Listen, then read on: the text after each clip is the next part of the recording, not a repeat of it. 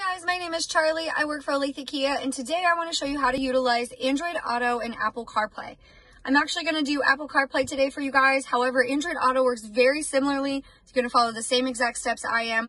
First thing you want to do is download your Android Auto app to your phone. With Apple CarPlay, you actually don't have to download any apps. You can just plug and get started right away. So for today's video, we are using an iPhone. It is very important that you use the factory provided cable. So I'm just going to go ahead and plug this in here.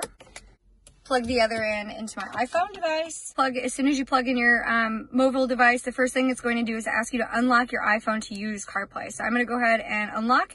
And now my phone is ready to go. Here's your actual iPhone itself. So any apps that I have on my phone that are available for Apple CarPlay will actually show up here as well.